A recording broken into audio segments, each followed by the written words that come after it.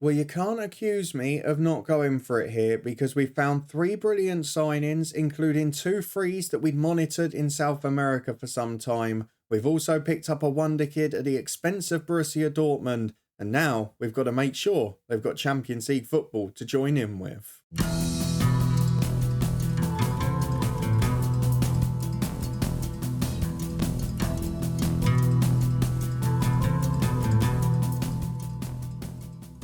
Yes, hello and welcome along to part 175 of this Build a Nation story, Lifting Spirits with me, Daniel. We are back today with the league title virtually won. We'll talk about the other sides in the nation in a bit, but we have got two big Champions League games away at Bayer Leverkusen and away at Saint-Etienne. And the simple fact is, we need a point. Anything more we can get would be brilliant. We've got Linfield at home in the SPFL in between, but we'll play the reserves off camera against them. And to be fair, it's not even really the reserves now because four brilliant players we've brought into the squad are all ineligible for the Champions League. So if you're looking forward to seeing them and meeting some of them for the first time, then please do put a thumbs up on the video. All three sides in the Europa Conference League have made it through to the playoff round from Northern Ireland. Linfield have got work to do in the Europa League, but the transfer window is starting to go backwards, and it's reminding me of the frustrations we had at Bangor City towards the end, where those clubs, despite increasing in reputation, despite improving, they just don't push on. It's short-sighted transfer work, it's selling players for small fees. It's really, really infuriating. But let's go and have a look at our transfer work first, because that's something we can be very positive about. You can see we've returned as there's a must-respond news item, and that relates to this man, David Bird. We've brought in a brilliant young centre-half. He's our oldest one, and he was wanted by the most clubs.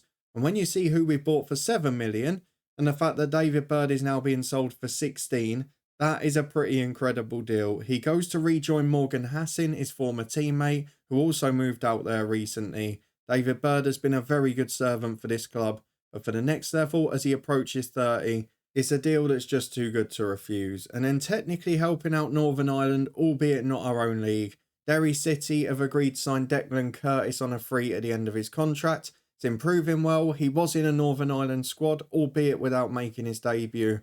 And he's someone who could be a real asset for them and hopefully for the nation for the next season or so. So those are the two going out at the moment. But let's have a look at the transfer history, because there has been one other out, 3 new ins, and of course Timofeyev, who had come in, but I didn't get to show you in the last episode. So first up, let's get rid of the man out. Michaelis Misalidis is leaving at the end of his contract. We couldn't register him in the squad with the new boys coming in, so it made sense to loan him out. He did get a couple of crucial goals over the Christmas period, but once January came, he was nowhere near. And at 29, we're going to say goodbye to him too. Been a good servant for the club, done a really good job. He's not good enough anymore. He's gone to Reading to see out his contract. We also got an update for Ricardo Rauha, who is doing really well on loan at Southampton, scoring 1 in 3 in the Championship and playing pretty well as a youngster. Most importantly, improving off the pitch, which is going to be crucial come the summer as well. But let's meet the 4 men that have come in recently. We'll start with Timofeyev, who you saw before we signed him. He's been here about 3 months now and he's doing really well. Good young left wing back, can play left back and left midfield as well. I'm thinking about going to the back 3 away from home in Europe after the group stages, and I feel like he'd be able to help us with that. But for now, a very good player going forward, and he's contributing assists as well, which is great. The 3 that have come in January though include 2 players we've been monitoring long term from South America, and one of them from Uruguay. So those who followed the FM22 save with Hemel Hempstead Town will know that Uruguay was a happy hunting ground for us. It hasn't changed here. First though, let's meet a Colombian in Jaina Rivera, a versatile right-sided player who is going to be a right winger and a right back for this football club. He's a senior international who's naturally fit and only on 9 grand a week, which is a great deal for us. To get him on a free agent is incredible work. And you can see he's got all the key attributes. He's amazing physically. And at the moment, he's training really well. So with loads of senior football under his belt, he moves over to Europe and he'll be a big asset to our football club. The second one is a brilliant young Uruguayan. Diego Rodriguez was a wonder kid before he joined, now apparently isn't. A little bit short to be our main centre forward, but as a number 10 and a left winger, he's already bordering on world class. I mean, he's exceptional, the kid. Offers a bit more flair and off the ball movement. He's got great technique and vision, and he's a really good finisher. He's a good asset to the club. He's scored 4 goals in 5 appearances already, and I just feel like sky's the limit. So again, for those of you taking over this save, you are getting some gems. And that's before we even get to the bloke I've pre-agreed for the summer. The last one we've bought in is a centre-half who I've wanted for ages from Red Star in Serbia. It's a shame we couldn't get him before he became 19 because we could have had him as a homegrown at the club. But look at Goran Puric, the determination, the jumping reach, the physicality, the natural fitness, the tackling ability. He's just a top centre-half. And with Schweb, with him, and now looking at Leo O'Donnell as well, I feel like I've got the ingredients to do that back three. And moving forward with Timo Feyev as a wing-back, with Freeman and Reed on the right, I just feel like we've got options. And moving forward for European football, this signing could be huge because it allows us to try something different. I'm not going to do it in today's episode, but I am training it in the background. If we can get it ready by February for the knockout tie, depending on who we get, it could allow us to go further than ever before. But a brilliant signing, and if we were carrying on for 5 more years or so, this guy alongside Leo O'Donnell would be an absolute dream of a centre-half. So they're the ones that have joined us already. Now let's have a look at one I've pre-agreed for the summer, because the WONDERKID drive is not over. Davide Del Guidice is coming in from Olympique Lyonnais, a free agent deal out of contract in the summer, an official WONDERKID that's 2-footed at 20. Very similar to Balikci, if we're being honest. As a number 10, absolutely brilliant. Can play centre midfield, can play right wing. I mean, the kid's got so much talent. He's a French under-21 international. He's got high quality, got a really big reputation already, and he's been playing 84 times for Lyon at senior level. This is a kid who has got real ability, and I've no idea really why he's joining us. When he had offers from Benfica, a new contract offer from there, it doesn't make sense, but I'm happy with it. And for next season, it allows us to have a real go. So there's some signings I'm really excited about here. It's just a shame we couldn't have got them even 18 months, 2 years earlier, because this team's going to reach its peak just as this save ends. And for me, that's infuriating. For you guys, probably brilliant. You can take it on and carry it over to FM24 and see how far you can take this club, because we're going to have a great team. Let's go and have a look at the squad and see where that leaves us, because we've got depth everywhere. You look at this squad, it's already pretty strong. Add to that tonight that Puric, Timo Feyev, Rivera and Rodriguez all ineligible at the moment. And you realise that actually there is real strength in depth here. It's a squad that can go a very long way. A few of those will be casualties now. The likes of Scully and Merival Austin, this summer's going to be the end for them. We know David Bird's leaving now, and there might well be 1 or 2 more. But let's have a look at the schedule and see how that's affected results, because the simple news is, domestic football, we have made no mistakes. We had a fairly tight game against Aberdeen Reserves in the SPFL. We had a few games over Christmas where we weren't at our best, but we've just come off a 10-0 win in the Cup against Ards, a lower league opponent, and the rest of it has been very comfortable. Linfield was the closest game, 2-0 in front of nearly 14,000 at Windsor Park. Balikci and Hendry got the goals there, but overall, very comfortable. But these are the games where we get tested. Bayer Leverkusen are 17th in the league phase, Saint-Etienne are 23rd, and we need one result to get through.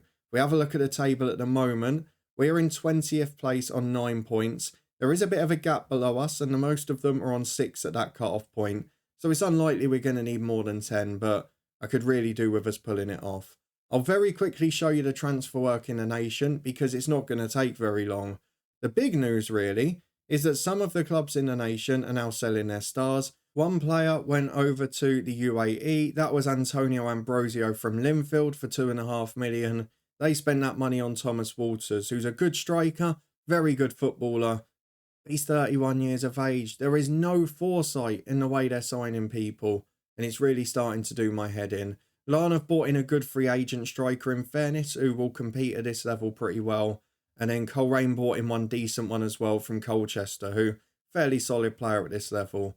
But it's not quite enough. Stevenage sold one to Glentoran as well. But the money's dried up. These are clubs getting $3 million for the European group stages. They've won games in there. They've got through as well. And they're spending 50 grand on players. It doesn't quite add up. Linfield are wasting their money, so it does leave a few bits of frustration.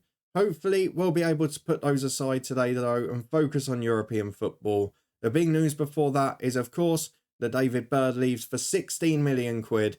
We'll get through that deal. We'll get to kick-off. Be back in a minute for our team against Leverkusen. Well, it's fitness test time, and we'll go and have a look at that in a minute. But I may owe our friends at Linfield an apology, because I talked about no ambition. I talked about not looking to the future.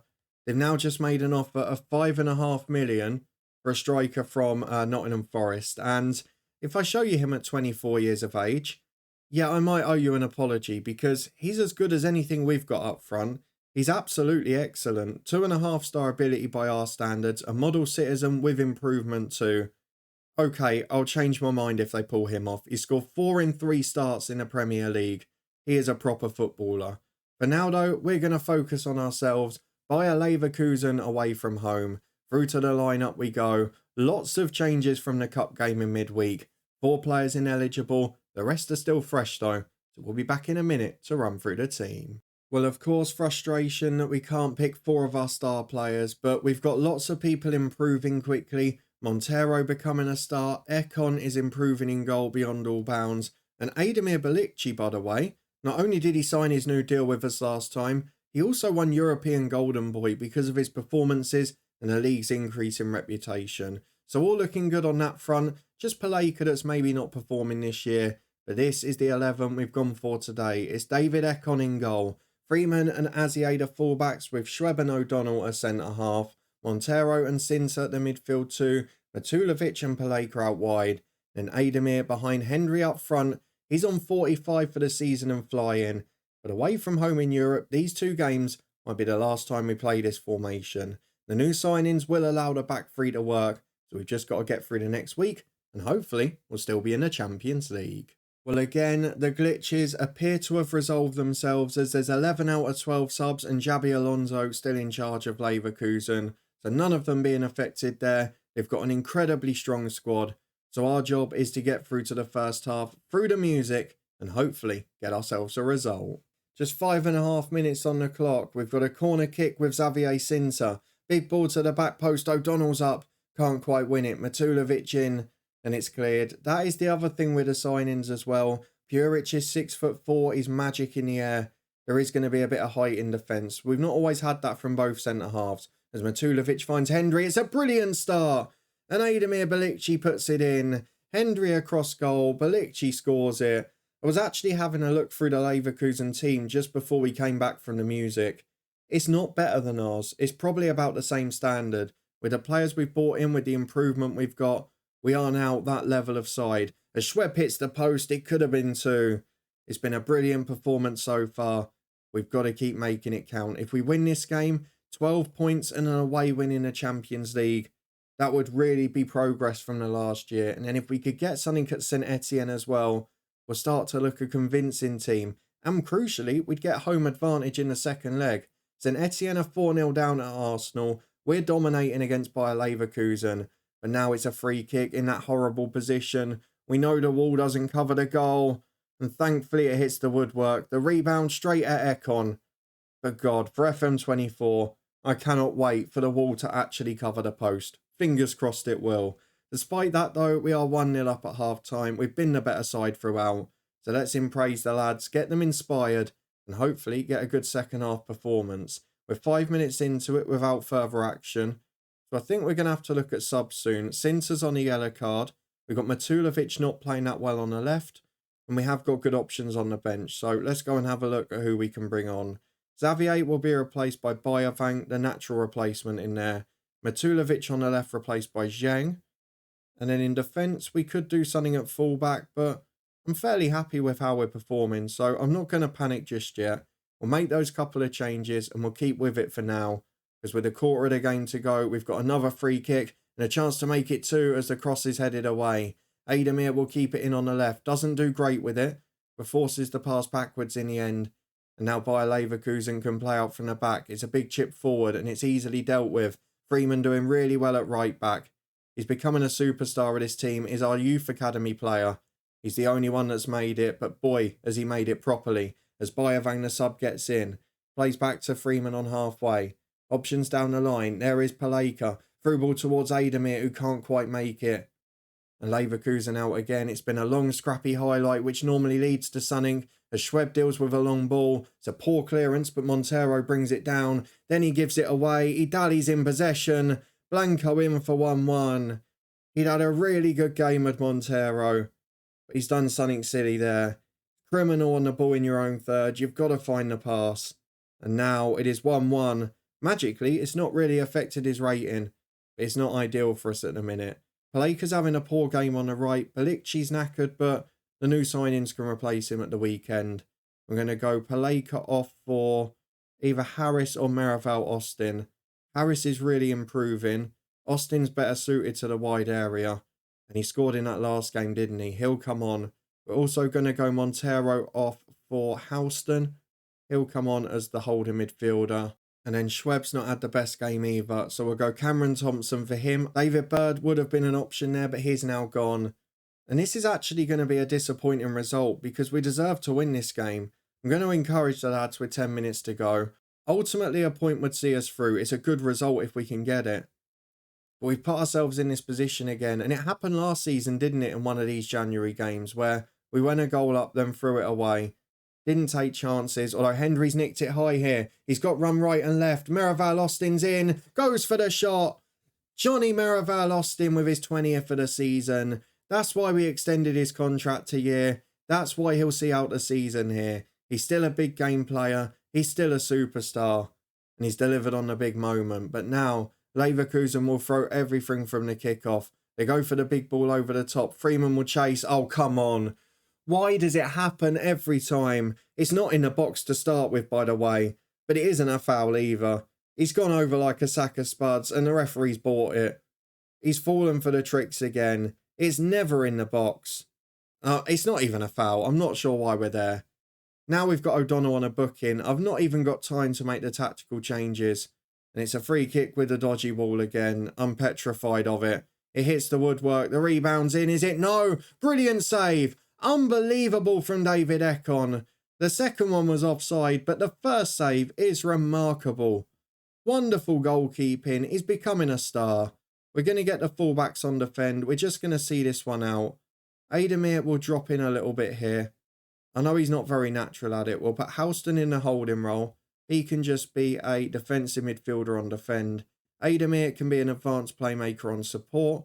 I think we'll keep the two wingers higher up the pitch because they can't really do anything else anyway. But we'll move them back to support duties just to see it out. Traditional wingers for now. And then we're going to time waste all the time. We're not going to be more expressive.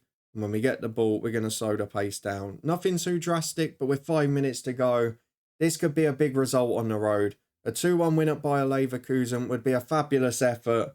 It's 12 points. It's progress in the Champions League. What a performance. What an effort. Hopefully Linfield can produce a miracle tomorrow night. But either way, we have done a fabulous job. 2-1 Lisburn Distillery win. And with that, we are mathematically through. Well, here we are then with the fitness tests ahead of a final European group stage match with no pressure. Isn't that lovely? The same can't be said for our rivals Linfield, but they didn't play us at the weekend in the end. It's been moved due to a waterlogged pitch. And it now means we've got 2 games in 2 days, which sounds bad for us. But have a look at Linfield's schedule here.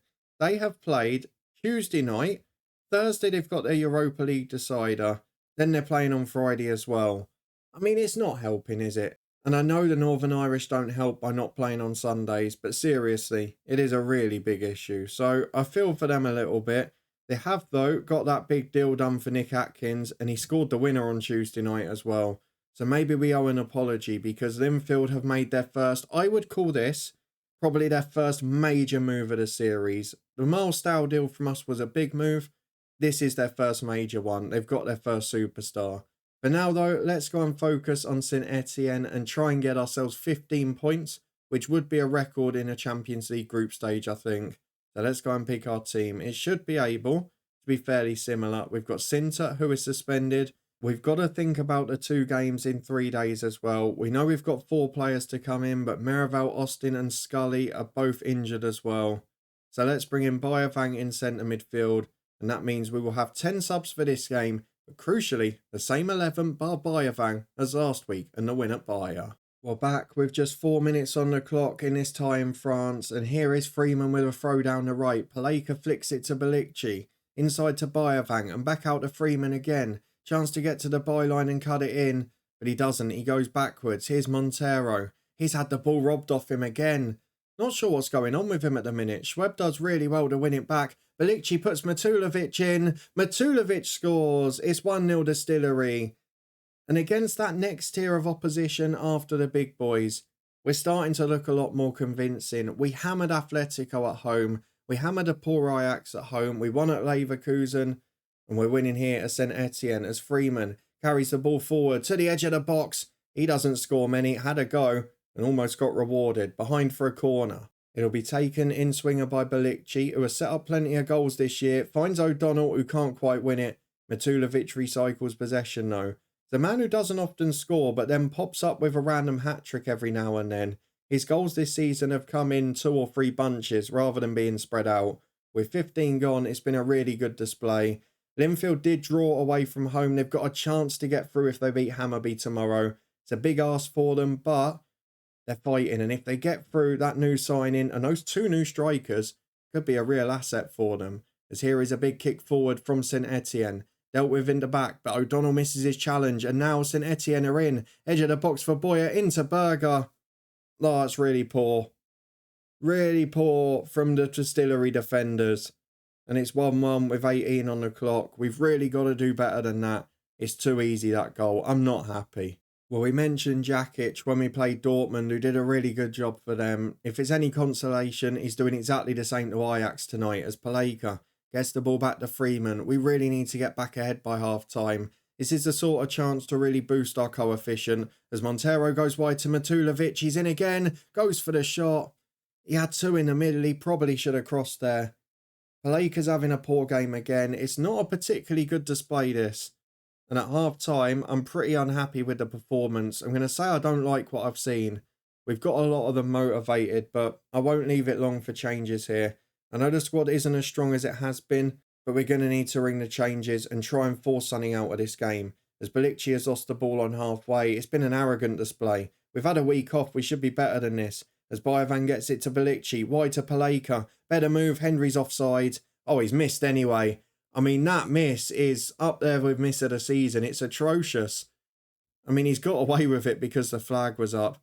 And he's getting away with it more because there's not really any strikers on the bench, but I feel like I might do it anyway. I'm going to go for Merivale Austin up front, Bo Harris off the right, and we're going to go for Zheng off the left. In midfield, we're not having the best performance out of Bayervang, so I'm going to bring on Chris Houston. And then in defence, Azie's not been great at left back. I'm going to replace him with Cameron Thompson. They're the 5 going into the rest of this match. We've got the changes wrong. We're showing that we're not happy with the team. And we really need a better performance. I'm not quite sure where it's gone in this second half. It all started so well. And it's just fallen away again. It's a really bizarre game. 15 minutes to go. We're on the front foot now with Freeman. It's becoming one that we've just got to nick. But if anything's told us, we've got to go to that back 3 away from home. These 2 performances have probably done it. As Houston gets down the right. The sub's really improved. He's got to first team level. And he's found a good cross there. And Ademir Balikci heads in. 20 for the season from attacking midfield. Chris Houston has really come of age this season. He's become a very good centre midfielder. And he puts us back ahead on the night, which is crucial at this stage of the game. And very big for the Irish coefficient. As O'Donnell, heads away to Houston. Finds Harris on the right, who's already got a booking. Back to O'Donnell again and Houston. Montero dropping in. Do not lose the ball this time. What the hell is wrong with you? Montero, seriously? What are you doing, man? Why are you losing the ball so much? You're supposed to be exceptional on it. You're supposed to be the most composed, the best decision maker. Why is it going so wrong for you? I can't quite work this one out. He's having a couple of really poor games. He's not tired. Yes, he had an injury, but he's virtually back to full fitness now. And with 5 to go, it's going to be another clinging on job, isn't it? Which we didn't expect in a game like this. 2.5 minutes stoppage time. And I'm back doing the same thing I was last time out. Ademir this time will become the Mazzala. Montero we're going to chuck a bit further forward so we don't have the same trouble with him. Houston will sit in that holding role. Thompson and Freeman, defensive fullbacks. The wingers onto support duty. And we're just going to see it out because, again, it's not vintage at the moment, but these wins are absolutely crucial. And they're things we weren't doing beforehand. So let's make sure we get the job done. Slow the pace down, and that'll be it for now. 3 minutes added on. We should get through them. It's not been a good display. It's not been dominant by any means. But it is 15 points in a Champions League group stage. It should be a top 16 place. And ultimately, it is progress on the pitch, despite the fact it didn't look it in the performance. Let's see where we finish. We're in 14th. And it means that we could get a slightly better draw. We've already beaten Atletico. You can see the likes of Porto there. Augsburg, Sevilla. By Leverkusen we've beaten as well. And Glasgow Rangers I'd fancy us to beat. Yes, there's one or two big boys in Bayern in particular, but I'd fancy us to get through this draw. Let's go and have a look at the schedule for when those games are, because that's when Minet's going to be back. And hopefully we'll get a bit of luck with a draw and be able to progress further than we have in previous years. Matulovic will miss the first leg of whatever game we get. It's another 3 million in, which is the other crucial bit of winning extra games. Winning those 2 extras from last year means an extra 5 million into the club. And that's something that you can't replace either. Let's go and have a look at the schedule then. The 2 legs are in the middle and end of February. We've got to focus on Europe now. So if we get a very winnable tie, we'll skip through it. But it looks like it's going to be competitive. If the second leg has got something riding on it, we will be back to show that on camera. It's going to be a really big finish to the season. And fair play, we've got deadline day on the way. Linfield have made, it's taken, 18 and a half years.